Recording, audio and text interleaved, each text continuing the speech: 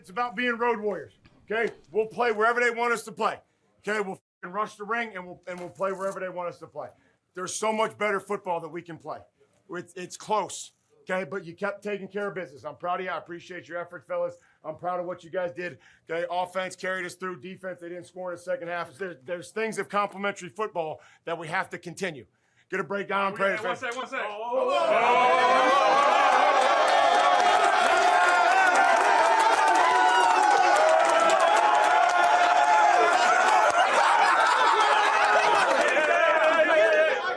Hey, for Coach and all Tennessee coaches, Coach Vrabel, we love playing for you. Appreciate it. Glad you're our head coach, and we love you, Coach. Thank you. Bring it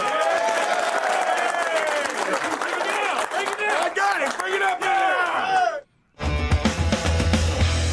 Foxborough Rush coming at you. They weren't letting him off that easy. No way. Yeah. Drake Maye was like, Yes. hold on a sec, Coach.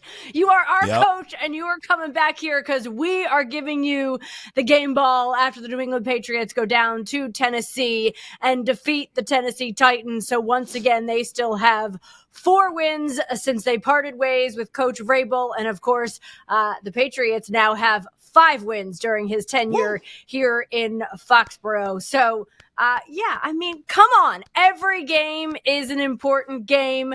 This one, no different. And this was certainly the result that they all wanted as they headed down to Tennessee, Travis. Amen. Jade is so fired up. She didn't even tell you who we are. That's how hyped she is. People watching this are like, who are these people? Jade McCarthy, Travis Thomas, the Patriots are back. That's all you need to know. We are so back, baby. 4 in a row. Look at the division right now. As a matter of fact, extrapolate from that. Look at the AFC right now. The Patriots right behind the Colts. And we all know the Colts are fugazi. We all know the Colts don't matter. Ooh. We all know at some point, Jade, you can come with me down this fast. Stay with me, Jade. Stay with me. At some point, it will turn midnight. That clock will strike midnight. And Daniel Jones, affectionately right now being called Indiana Jones. Oh, we love him. Oh, he's the best. Yeah. Wait till the clock hits midnight because he will turn back into a pumpkin. And you know what we're seeing here in New England? A real quarterback, a real head coach. What we have is sustainable. The Pats are back, baby. Woo! All right. Are we good? Are we buckled up? Is everybody ready now on a Monday morning? I'm good. I mean, I'm good. Yeah, I know you are. Look, I don't know that I buy that about the Colts and the pumpkin because they have this guy named Jonathan Taylor who has been ridiculous to start the season. So that is a huge help to Indiana Jones, Daniel Jones, whatever name you would like to call him by. So they also have a great tight end, Tyler Warren, and a lot of other components that are working very well from them. I want to say they've punted. It's like maybe 10, maybe 12 times on the season. Wow. It is some ridiculous number. So I don't know, Cinderella. You might have to slow your roll on that one just a little bit. But what I will agree with you on is that what the Patriots are doing and how Mike Vrabel has helped to build a foundation of this team and the way that this quarterback and Drake Maye is playing is fire, legitimate fire. I mean, he went out there and he did something that broke Tom Brady's record yesterday, right? He finished 20 of 22 in the game. His passer rating, 135.9, and his completion percentage, 91.3%. That is the best ever in the franchise. So Drake Maye's already sort of saying, hey, I got a stamp. I'm going to put it right here at the top. Yes. But he's not going to tell you that. I mean, he'll sit there and be like, I missed a couple. Right? I mean, that is his mentality, and that's part him, and that's part, what Mike Vrabel and what Josh McDaniels are looking for him to be, and the way in which they are, building the confidence, but also the want, right, of this quarterback and what he can do as part of the New England Patriots. Let's listen to him just on the way this offense was playing out there yesterday. Yeah, just keep playing the offense. Just I think we're learning each other, learning the offense together, and I think more and more comfortable every week. And I think that's the big thing with Coach. He's calling great games, and I think we got even more left in the tank. And I think that's what we'll look back on in that fourth quarter there to try to really seal the game. Those 5 guys up front. Those 5 guys up front of balling, man. Those guys are warriors. Those are you're the heartbeat of this team, and they show up every week. No doubt. I mean, you don't have the O-line, Travis, and it's a long day out there. And that was one of the things that we talked about so much going into this season is this is a young line, right? I mean, what was it going to look like? How long was it going to take to gel? And it's like, yeah, come on, like give it to them because they have done a tremendous job of getting it going in the early going here of the season. Yeah, they deserve a lot of credit. I think the pass catchers on this team deserve a lot of credit. Not one, but 2 tight ends. I mean, obviously, Stephon Diggs, as you told me it would work with him. I kept pushing back with you. I say this often, Jade. It turns out you were right. Okay, it works with Stephon Diggs and the rest of these receivers. All these guys making plays. How about Pop Douglas yesterday on the 4th down? Yeah. One hand behind the back. I mean, insanity. Booty continues to deliver week after week.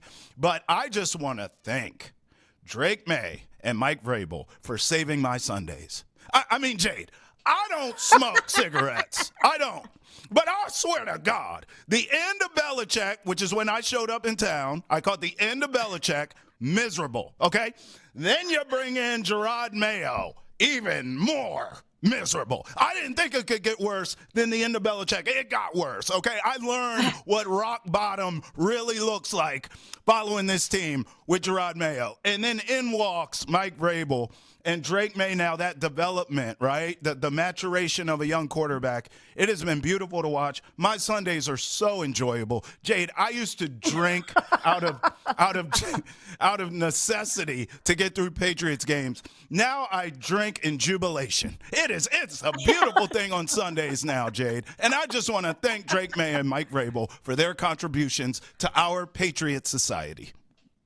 Oh, our Patriots society. Yes. Look, I mean, there is a lot to be positive about when you look at this team. There is zero question about that. And one of the other things, of course, that we saw got going yesterday, and you and I have gone back on this one as well, back and forth a little bit, talking about Rhamondre Stevenson, but he got going on the ground yesterday, really, had a nice game out there. Mike Vrabel talked about what he saw from his back and from his run game. Well, again, it's not just the running back. And again, we say the running back doesn't do a good job and we got to run it better, but we got to block better. And I felt like there were some running lanes, and when there weren't, we were able to stick it downhill and be able to push some piles. We had some double-digit runs. We had some dirty runs. It was great to see us finish there at the end. So I think it's always a combination. And we took care of the football, and that's really the formula. And they made a mistake there that we were able to capitalize on. Yeah, they did. And that was a big one in terms of momentum. When you talk about that mistake that turned into a touchdown, of course, for Kayvon Chaisson. That was his first career touchdown. It was a fun moment to see. And it was definitely a momentum swinger because it started a little slower down there. The end was nothing but it did start a little bit slower, certainly on the defensive side of the ball for the Patriots. But to go back to the run game, right? I mean, Vrabel likes to spread the love the way Drake Maye was down there spreading the passes and the ball yesterday. But Rhamondre finished 18, for 88 yards and the tutty. So, look, I mean, he is the only back on this team right now that runs the way that he does, and also can set the blocks and do the different things that he's doing when he's out there. So they do need him, and he goes out there and he has a good day, and that opened up so much for this offense. I mean, that's just the way it goes. Yeah, look, this is not the day for me because you know where I want to go in terms of Rhamondre, but it's not the day for me to do that because you make a good point. First of all, what you said is true. He's the only back on the roster that can do what he does, that can bring that power sort of run game. I respect that, okay? But I just caution everyone here to remember, even though it appears as though right now he has corrected it, he does have fumbleitis. And the thing with fumbleitis, it scares me, is this guy could go through the rest of the season without having one. And you get to the postseason when you need him the most, and he could cough it up. So I just caution everyone there, but this isn't the day for that. Here's the other thing I'll say, Jade. Even though he's your power back, you're still a little too reliant on Drake Maye running the ball. Now, I do like that Drake's not running for his life like he was last year because of the offensive line. You mentioned the offensive line. They are playing better. These are, hey, plays broken down, no one's open. I got legs, I'm going to use them, and he'll take off and dip on you. I like that. Or design runs, RPO type style. I like that we're doing that. But I still think that this team has to get a more consistent run game. And to me, the answer is Travion Henderson. It's not so much that he has to get carries. He only got 2 yesterday. I mean, again, another week, non-factor for a kid who's an explosive player. I would like Josh McDaniels, and I challenge Josh McDaniels to get this kid involved. Get him some touches.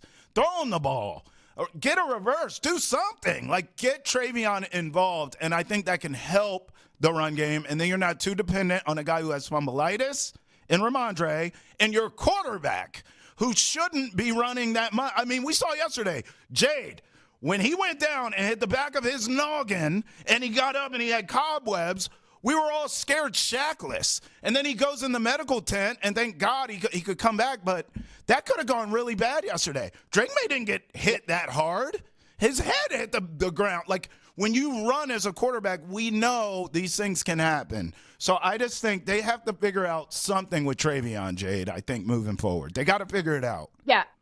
Look, couple things, like, just on the back of that. Number one, Josh Dobbs going in and getting the play when he needed to, like critical down, moves the chains that they don't use on the field anymore, but, the expression still stands. And look, so that was huge, right? Got the compliment from Coach Vrabel coming off the field, like, way to be ready. Like, that's what you need your backup quarterback to do. And he went out and he did exactly what they needed of him. Yes, huge sigh of relief, obviously, that Drake Maye was fine and able to return to the game. And that is something that they're going to have to watch. And they will. I mean, come on. Like, they've been around this game long enough to know that they need to make sure that he takes care of himself. So you don't end up, having the Josh Allen for the first few years of his career, not to use the ordinary comparison here. But again, it's like there is some comparison there just because of size and ability and athleticism on the field.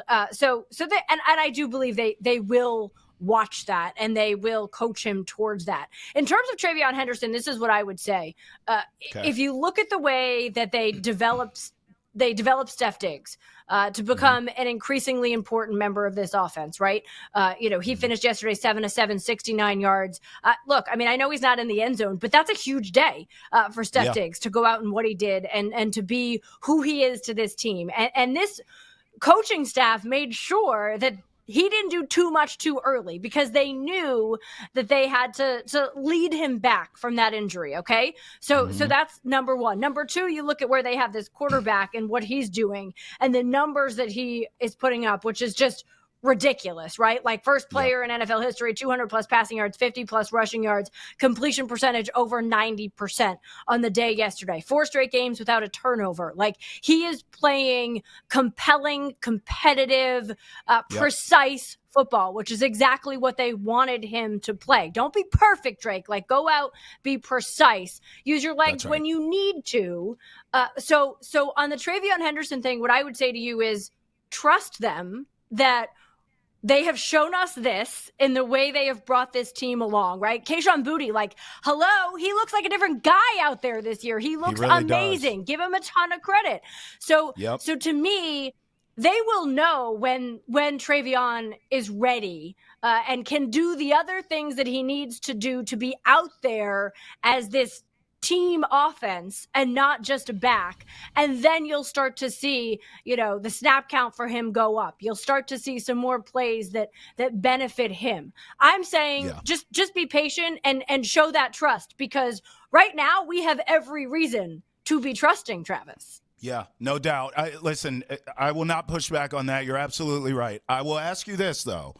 Is this Patriots team that you're watching right now, Jade, is this a product of the schedule and they're just beating the teams they should beat? Or is this team as good as we think they are? Or maybe is the truth somewhere in between? When you watch this team, is this, especially in the last few weeks, right? Saints, Titans, it's like, okay, are they as good as they look? Or is this because of who they're playing? Well, I think it's a combination. I mean, number one, like this started, you go back to the win in Buffalo. Okay. So that was a team that's a signature win. I mean, you're talking about a team that has Super Bowl aspirations and for good reason. Okay. And I know that the Bills went and then lost in Atlanta, and that bye week is something that they needed this week. It came at a good time for them. But that Bills team is a legitimate team. Now, to go down and beat the Saints and then go and beat the Titans, you're expected to win those games if you are what I think this Patriots team has the ability to be. But that's part of what this league does. I mean, number one, going and winning 3 straight games on the road is not easy. I don't care who you are. That's not easy to do. And the Patriots just went and did that for like the first time since the 60s. Okay. So that's one. Number two is you have to take advantage of whatever it is that the schedule gives you. And to go down there and to play Tennessee the way they did yesterday, this is a good Patriots team. When they don't turn the ball over, when they take care of what they're doing, and when their quarterback plays like this, come on, like you can put them out there against anyone right now. That's just the reality. I mean, they'll come home for 2. We'll see what the schedule, obviously you got Cleveland coming up this week. And then you have Atlanta, who was in there, till the end last night, didn't walk out of the West Coast with a win. But look, I mean, this is a team that if you look at the standings, let's just pull them up. Let's pull up the AFC right now, because, I was saying, like, we got to have these standings because it's pretty interesting. It's the Colts obviously leading the way, as we said off the top. It's 6-1. And then you have the Patriots, the Broncos with, oh my goodness, that was a bananas finish against the Giants yesterday. But they're both sitting there at 5-2. But what's really interesting to me is you go on the other side, like Kansas City, right? Like on the outside looking in. Baltimore on the outside looking in. Those are teams that, I think they can change their fates. We'll see what happens with Lamar, obviously. I think there's more questions about Baltimore at this point in time, Travis. But you can't tell me that Kansas City isn't going to make the playoffs. No way, no how. I agree, Jade. It's funny. If we can get that graphic back, Matt, because as you were talking, Jade, I think I agreed with you, even though you didn't say it definitively. Those teams on the outside are actually more dangerous than any of the teams on the left of your screen. For our viewing audience, you see it, but if you're just listening, I mean, look, Colts at the top, Patriots right behind them, as Jade said, Broncos right there, Steelers, Bills, who the Patriots have beat, Chargers, who have injury issues up and down, and the Jaguars are as fugazi as it gets. And then on the outside here, we have the Chiefs at 4-3 and the Ravens at 1-5. I think those outside teams are more dangerous than anyone on the left side. And that's good news for the Patriots, because I think the Patriots, thank you, Matt, the way their schedule is mapped out right now, good looking graphic too, buddy, by the way. The way their schedule's mapped out right now, the Patriots are going to keep winning games. I know we'll get into this as the week goes on, Jade, but the Browns are a very beatable team. The Browns looked great yesterday because the Dolphins are so G-damn bad, and their coach should be fired before Foxborough Rush is over. We should be breaking that news. They're not going to do it, but that's what should happen. No. That game was more about how bad the Dolphins are.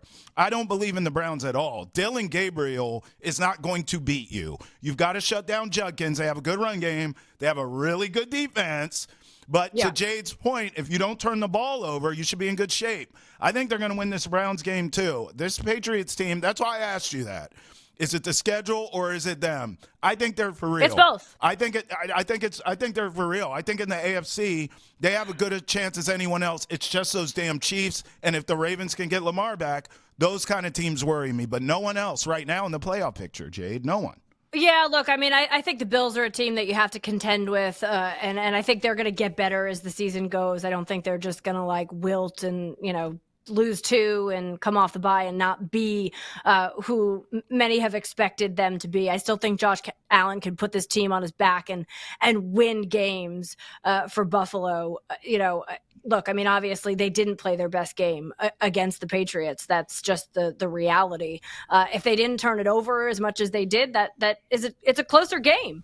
And I think the Patriots are going to expect that, when they play them again later this season. I agree with you. I mean, the Chiefs, look out. This is one of the best iterations we've seen of the Chiefs in the last couple of years. And that's saying something because they've been to the Super Bowl for 3 straight years.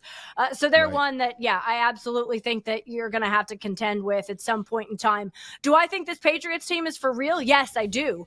But I also think that part of it is you just got to go play the schedule that they gave you, and you got to win the games that you're expected to win. And that's what they're doing right now. And we'll see, obviously, if they can keep it up against Cleveland as they come in with a very stout defense. I mean, there's no question that defense is for real.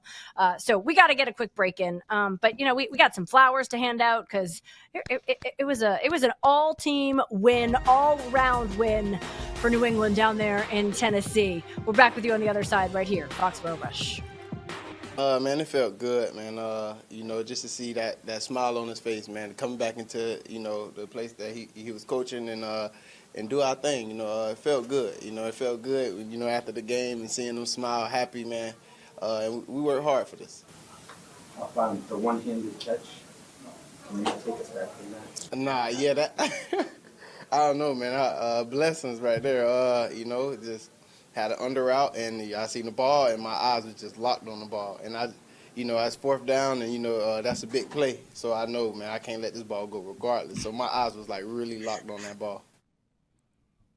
So was his hand. Bob Douglas talking about that one-handed catch. I mean, whoa, just pulling it in. It was terrific. Yeah. And look, I mean, he loves seeing Vrabel after the game, obviously getting the win down there in Tennessee. Handed out some flowers here. And look, I mean, can I hear from Vrabel on the quarterback? Because that's where I got to go flowers first off. A grade for Drake Maye in this game. New record when it comes to completion percentage in a game. I want to hear the head coach talk about his quarterback. I think there's an athleticism to him that's really, really cool. I think he's really accurate from all different spots, whether it's in the pocket, off platform. I mean, he's really done a nice job so far and spreading the football around. But there's an accuracy to him that's been really good for us. How do you describe his growth from your perspective? What would you say about the way he's grown? Well, I mean, there's a lot of demand there from Josh and myself, and I think he's responded to that as far as the leadership that he's had to show this offense, and kept talking about he wants to earn it. Well, I mean, I've told him that he's earned it, and I think he doesn't like something in practice, then he gets it fixed. And if he wants a better Friday practice, then he talks about it before we go out there on Friday. And I think those guys respond to him and the things that he says and the way that he operates. It's sure working. I mean, you look at what, Drake did yesterday, 21 of 23, 222, 62 on the ground, 2 tutties. I mean, he had himself a day. And he has had himself a couple days in the back-to-back fashion here. Passer rating, up over 100 in 6 straight games, hasn't turned the ball over in the last 4 games. We all know that turnover indicator is so huge when it comes to winning football games. There is honestly, there's nothing not to like about what we're seeing from Drake Maye.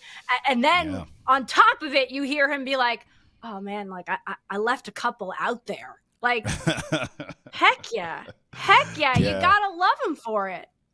Yeah, I do love him for it. I mean, honestly, and we heard Pop Douglas there talking about the catch that was behind his back and it was one-handed. How about the throw and the catch to Austin Hooper? Oh, I know. Who went in the end zone. Oh my God. I mean, this dude, Drake Maye. I mean, look, the guys around him are making plays too, right? Obviously, Pop made a great catch. Hooper made a great catch there. But Drake's putting that ball where only his guys can go and get it. He deserves so much credit. He has taken – I did not see this leap. And Jade, you and I talked about this, in the offseason leading up to the season of, okay, we're all anticipating Drake Maye to make strides and to be better. This is a giant leap for mankind, what this guy has done. Like, it is unbelievable. Josh McDaniels deserves a lot of credit as well. The play calling I like. Yeah. Everything's there. Pre-snap. Kid's just in a groove right now. The confidence is on 1,000. Everything's coming up flowers right now for Drake Maye. No question about it, Jade. And I think you hear it, right, in what we just heard from Vrabel when he was saying, these guys they're listening to him, they're following him, right? Like he has that followership, and then you pair that with what we heard from Pop in like it's fourth down, like I gotta make this catch for him. It becomes contagious. Like that's what happens. It's like all of a sudden, your receivers are gonna lay out harder. Your backs are gonna run harder. It all starts to run downhill in a positive way when the bar is where it is, and you have that cohesion and that foundation and that grouping. And look, a lot of it does start with the guys up front. I would give them some flowers as well, because the Patriots had their best day on the ground. You saw what it opened up for Drake Maye, obviously. Rhamondre talked about the offensive line and how they played in this one and the win against the Titans as well. I give thanks to the O-line. They were working, moving people all day, getting double teams, getting up to the second level. So they made my job a little easier, and I feel like we were all working together. The O-line, talking about how some early success running the ball gives them confidence. Does that do the same thing to you? Of course, yeah. If you run the ball, 4 or 5 yards of carry and things like that, it definitely gives you confidence. 2 carries for 5 yards, that's first down. So, yeah, we love those 4 or 5 yard runs. They were racking them up yesterday. Really right from go, Travis. It was like we saw them moving the ball. We saw, you getting Rhamondre getting 5 yards at a clip pretty frequently, and that moves the chains. It just does. I mean, it makes a big difference offensively when you can go out there and consistently move the football. It's also huge in terms of the clock. And being able to run the clock down late in games and then against the weather. I mean, there's so many different elements that you need in terms of running the football. And I thought it was really significant for the Patriots, for their offensive line to go play the way they did, and to be able to have the ground attack that they did yesterday. It's another sort of, okay, here's something that we wanted to do. We checked it off. We passed the test. And now how do we use that to benefit us as we keep moving forward this season?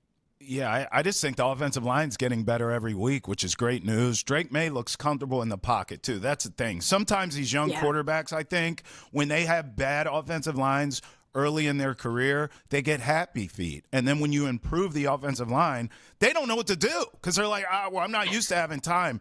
The good thing about Drake is it seems like he's very comfortable now in a clean pocket. He's like, I'm not under duress. Great. Watch this. Watch how I can maneuver in this pocket. Watch, my footwork's better than you think. I throw the best deep ball in the league. Don't believe me? Just watch. Like, now that he has time, we're seeing just how damn good this kid is. Jade, I've told you this before because it always comes back to gambling for me. I bet and lost a lot of money on Drake Maye at UNC, but it was never his fault. That's how I knew we were getting a baller, because I would watch these games because I had money on him. His offensive line at UNC was atrocious.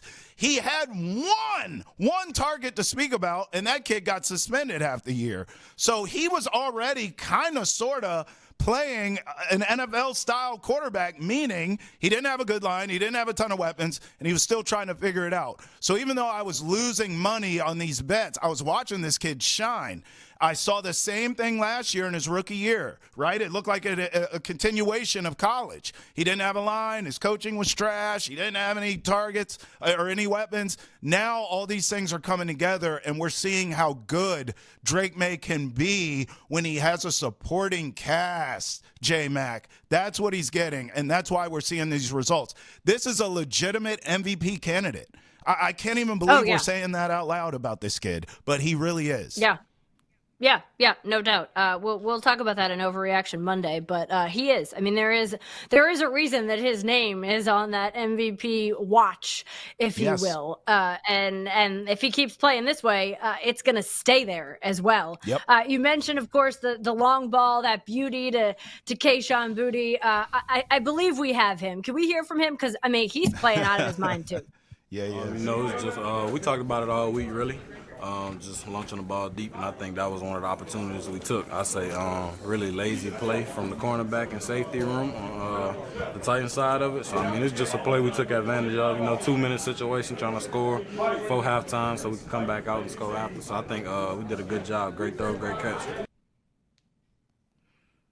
I know all the joking was, after the fact, because McCourty posted it and he was like, "Come on, guys, you're going to hear about this if I have to call another game," because he was like, they're going to slow roll this. They don't want to give the ball back. And, and then lo and behold, they just launched this one and it's like touchdown. And he was like, come on. But, I mean, all in love. But look, I mean, you got to give Boutte credit. You got to give all the receivers on this team credit. I mean, I was looking at the list, right? It's like Diggs 7 of 7, Henry 4 of 5, Pop Douglas 3 of 3, Boutte 2 of 2, including that long tutty, pass. Mac Hollins 2 of 2, and then Austin Hooper 2 of 2. So you talk about the weapons and what they're doing. Drake is spreading it around. There's a lot to like.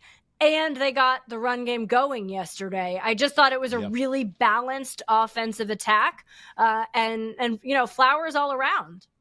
Yeah, no doubt. Listen, you never gonna have me not talk about Boutte. Boutte, rocking everywhere. I found you, Kayshon Boutte, because he has been the playmaker. He's been the big play, the home run hitter, and every week Drake will find him. One thing about Drake, as you're talking about him kind of spreading the love here, if you get open, he gonna find you. And that's why the offensive line's so critical, because if you give this kid time, he goes through these reads like a vet. He is the oldest youngster I've ever seen in my life.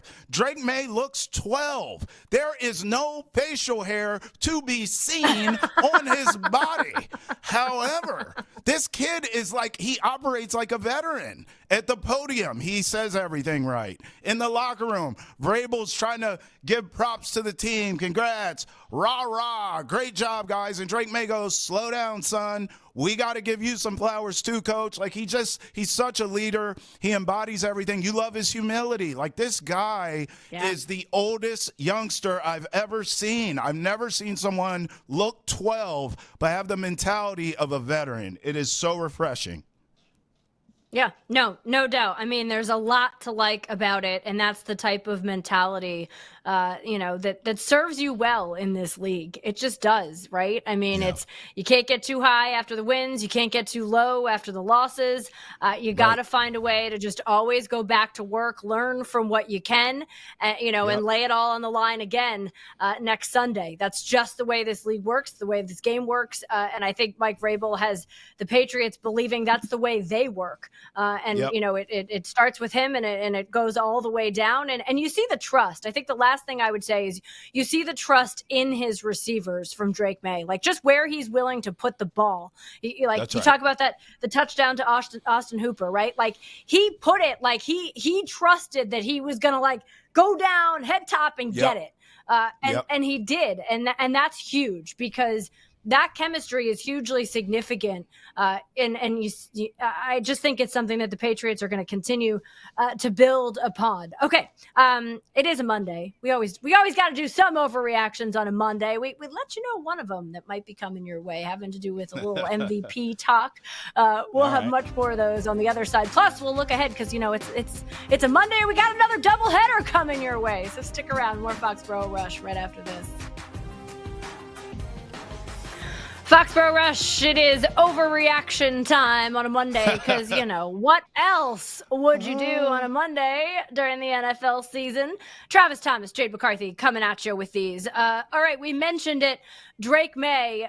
The MVP race is between Drake Maye and Baker Mayfield. Overreaction or no? No, it's not an overreaction. We're not saying he's going to win it. But if he keeps playing the way he does and this team keeps winning, we've showed that beautiful graphic earlier in the show of the AFC. Jade, if the Patriots can mess around and get home field, they're either a 1 or 2 seed. Yeah, I think you have to have a legitimate Drake Maye MVP conversation.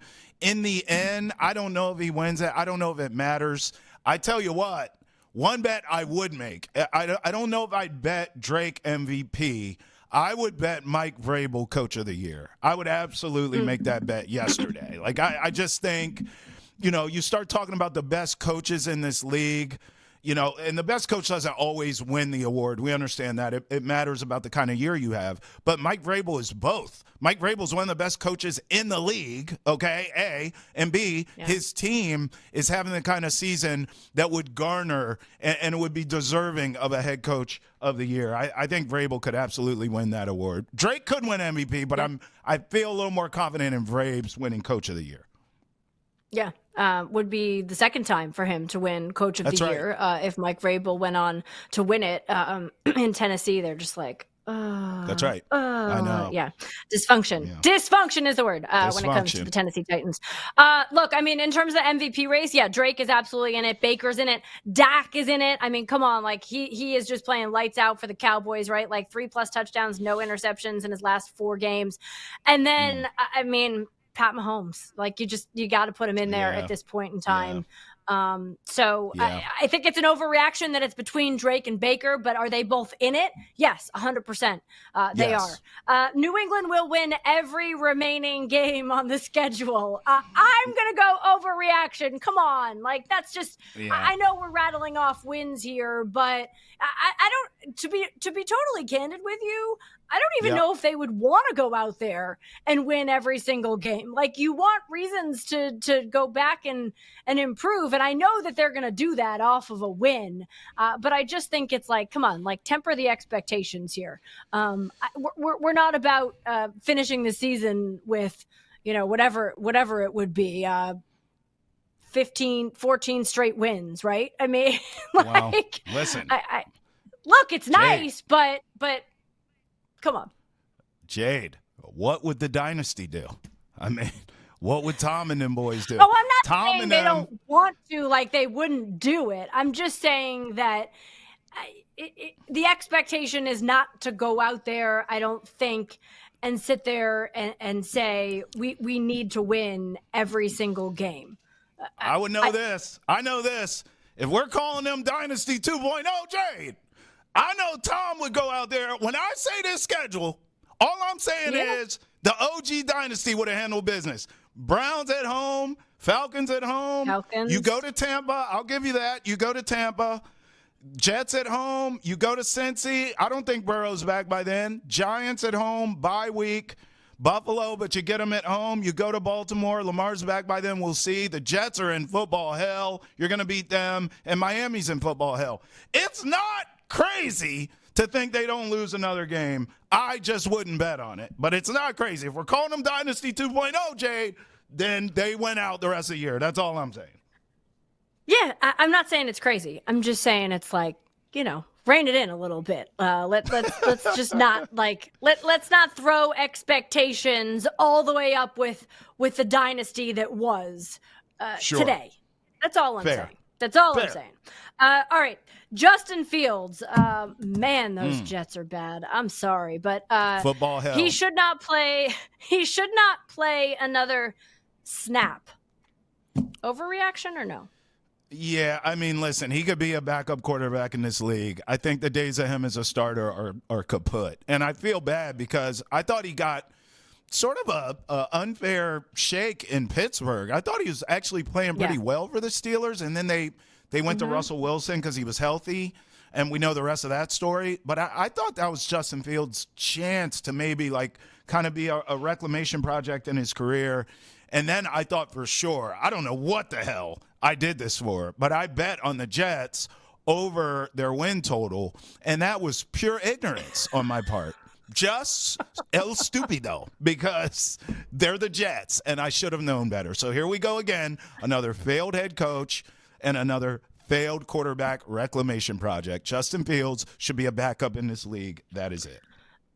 I think what's hard is that like this was probably his final chance to go out there and look. I mean, never say final, okay? Because we've seen it too many times, right? Yeah. But the thought was that this was sort of his last best chance to go be a starter in the league. But quite honestly, like, they didn't look any better with Tyrod Taylor out there after they pulled Fields yesterday either. So I get it, like final best chance, but gosh, he's on a team that like can't even do anything well right now. So that's just tough. Kansas City will win the Super Bowl. I mean, this is tough to go against. Obviously, the way Mahomes looks right now, we've seen them in the Super Bowl forever and ever. Amen. It wouldn't shock me if they're there, and if they're there, they got a chance to win it. Of course, I just happen to look at the field. I'm taking the field. You know, if it's Chiefs or the field, I'm taking the field. I just think you have more choices. I like the Buccaneers. I like the Packers. I like some of these teams. I don't believe in the Colts. I think the Patriots are a little too ahead of schedule. But any of these kind of teams in the AFC maybe could knock them off. Maybe it's a Bronco who's used to them in their division. I don't know. You know, I wouldn't be shocked if the Chiefs do win it all. But I personally would rather bet the field. I just would take one of those other teams to do it. Yeah, I did think I saw this number. I think it was reading Bill Barnwell's piece on ESPN. And since week 4, they have scored, if you take out garbage time, they have scored on 56% of their possessions. And the league average is 26%. I mean, that's bananas. Right. That is nuts. Like 56% of their possessions. I agree with you. I mean, like, do I think it's an overreaction that they would win the Super Bowl? No. I don't think it's an overreaction. I just think that this is the Kansas City Chiefs you're talking about. They're in the middle of the dynasty. But do I think that means it's definitively theirs? No, I don't. I mean, I think that there's a lot of teams out there that could contend with them, and we'll say something about it. All right, let's go to the Carolina Panthers, who, you know, they got 2 backs now. You like Rico Dowdle over Chuba Hubbard, or do you like this tandem thing that they did yesterday? I don't like this team. I don't like this question. Who gives a rat's patootie about the Panthers? Who cares? Play whoever you want at running back. What's Deshaun Foster doing now? I mean, honest to God, go get whoever you want. Christian McCaffrey, bring him back. It doesn't matter. That team sucks. Bryce Young's hurt again, and you can't beat the Buccaneers anyways. What difference does it make? Screw them. Ouch. Sorry, Carolina Panthers fans. Now we know how Travis really feels. I'm not. Are you there? Are you there, Carolina Panthers fans? Do you exist? Are there Panthers fans? Are there people who their day is made or break by the Panthers? I mean, come on over to the Patriots side of things. Things are great over here. Get off that stupid train you're on and come get on a winner, baby. All right. I like the tandem approach, because I think they have 2 really good backs. But moving on, let's go to a team that I know you care about. Tua's time in Miami is over. Yes. It should have never been extended. It should have been over a while ago. The last time he was concussed, it should have been over. But they signed this guy for all the money in the world, and I thought, well, that's dumb. And listen, Tua and McDaniel are going to be out of there. That GM, all of it. They're cleaning house. And good for the Patriots. I mean, honest to God, the Jets are in football hell. The Bills have been humbled by you. They have been put on notice that the Patriots are for real. And now the Dolphins can join the Jets in football hell. This is beautiful. God bless the Patriots and the AFC East. We are so bleeping back. Look, things were bad in Miami to start the season. We sat here and talked about the blowout by the Indianapolis Colts. Things are not getting any better in Miami. And if you listen to Mike McDaniel, look, I mean, he kept saying he was going to go watch the tape, but you know he did not like what he saw from his quarterback yesterday. And if you listen to him and you read between the lines, it feels like he might be putting someone out there to play quarterback, not named Tua. Dallas has the best offense in the league. I mean, man, they can score. Woo, They boy. can. They can. They're not. I don't know if they're the best offense in the league because they're a little too Dak dependent for me. There's no run game to speak of, although they ran the ball well yesterday against the Commanders. That defense looked atrocious. But look, in the end, I think this is more about Dak. I like CeeDee Lamb. I like George Pickens. But Dak came in. No one talks about this. Dak in the offseason, I watched this thing about it. That's how I know. But Dak came in like really lean. He had lost a lot of weight. He's in great shape, and I think it's made a big difference in his game. Dak looks amazing. He's a bona fide MVP candidate. I just don't think the Cowboys are going to win enough games for him to really win it. But this is about Dak, not the offense in totality. They don't have the best offense. They have one of the best and hottest quarterbacks playing right now. That's what it is. The problem is like if you're Dallas, I mean – that's awesome. I'm glad we can score all these points and be in the conversation of one of the best offenses in the league. Yeah. But gosh, your defense is like brutal. Oh, and you're sitting there going, yeah. well, to get where you really want to go, you got to be able to play offense, defense, and special teams. And that is not happening in Dallas. And that is a huge problem. All right. We talked about the Colts a little bit earlier and what they've done, of course. And you're still going, are you for real? You're not sure. But how about Jonathan Taylor? Best back in the National Football League. Facts. Listen, this guy was one of the best last year, and no one talked about him. Yeah. I've had him in fantasy for the last 2 years. Thank you, Jonathan Taylor. I mean, look, when he's healthy, I just don't even know what we're talking about. This guy's unbelievable, and he is carrying the Colts, not Daniel Jones. Daniel Jones is playing well, but it is Jonathan Taylor. He is the alpha and the omega. I will say yes to this. He's the best in the league. Yeah, I don't disagree. I mean, come on. Like, he is just legit. And as long as they have him to pound the rock and to do what he's doing, I'm sorry. Yes. Like, this Colts team is going to be a team to contend with. It is that simple at this point in time. I mean, like I said, I mean, they've punted, I don't know, 10, 12 times on the season. Crazy. Come on. That's the insane. season. Yeah. That's insane. That's insane. And then you talk about being able to run the ball, run down clock. There's so many reasons that this could help them. Jonathan Taylor is it. He's up here right now when it comes to running backs in the National Football League. He's like Saquon last year in Philly. Yes. I mean, I'm old enough to remember. I'm old enough to remember Jonathan Taylor Thomas. Shout outs to him if he watches Foxborough Rush, wherever he is. Also, Jade, I want to get this one in. Matthew Stafford, first ballot Hall of Fame quarterback. Yes, yes, and yes. The only thing missing from his resume that I think is still possible, I bet on them last year, I was wrong, but he's still in the mix here. I think he and McVay both, Jade, need one more Super Bowl to get into that, that next room. Brady's in that room. You can't even walk in that room without multiple rings. I think McVay needs one more, and I think Stafford needs one more. But Stafford still first ballot Hall of Famer, no doubt, right now, today. His numbers are ridiculous. Yeah, but Yes. do you need a little bit more hardware? Do you need a little bit more hardware to get in on the first ballot? First ballot. I'm not talking overall. So, all right, we got to talk about a couple games coming our way tonight. We'll do that on the other side right here. Foxborough Rush coming at you. It's another doubleheader on a Monday night, so get ready to tape the eyelids open, if you will. Tampa Bay and Detroit kick it off. Woo! This one's going to be fun. Just an elite matchup in the NFC. You want to talk about offense? We should have ourselves some offense tonight, Travis. Yeah, you would think that. I'm going to go the other way, though. I'm going to zig when everyone zags. I'm going to go run game here, and I'll give the advantage to the Lions because they have not won with two great backs. I know, but I'm going to go Gibbs and Montgomery in sort of a time of possession, keep away from Baker Mayfield type game. I'm going to go Lions at home 24-20. Good game here, but I think the running backs steal the thunder, not so much golf against Baker like everyone thinks. Yeah, two top six scoring offenses. So, yeah, I mean, look, no matter how you slice it, I do expect some points on the board in this one. Baker, it's like the trust Baker no matter who he's throwing to. I mean, that feels like it's going to have to continue for the Bucs to stay in this game because of the, rash of injuries that they have.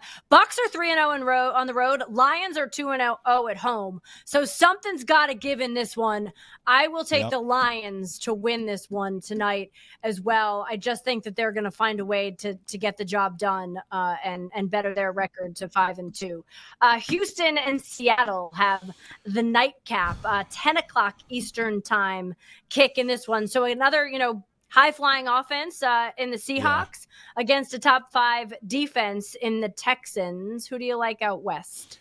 I'm going against logic here. Everything logically tells me the Seahawks at home, but I'm going to go Texans only because I trust that head coach quarterback combo. I like DeMeco Ryans and CJ Stroud. I think they're still trying to figure it out this season, but I think they will. Ultimately, they'll be a playoff team, and they'll be a team that can push the Colts in that division. This is a big spot to go on the road, get this win in a tough building, Jade, on a Monday night. Give me the Texans to get the upset tonight. Home of the 12th man. I don't see it. I think Seattle will find a way to win this one. Okay. Just keep giving Jackson Smith-Njigba the ball. Just let him catch it. Just keep on moving it. Dude, like he's so good. So I know Houston's coming off a bye and their offense has gotten going, those last 2 games leading up to the bye. But I just think Seattle's a tough place to play. I love DeMeco and CJ as well. I think they're awesome. I think they're going to find success together in this league. But tonight I will take the Seattle Seahawks to win in this one. So, we're split. Like we agree on the early game and not so much on the late game. We'll see. Yeah, but Enjoy we're united. football. We're united in Patriots love, though. We are so back, Jade. Pats are so back, baby. Woo! Dynasty 2.0, baby. He's got to switch around the studio now. We'll see you next time.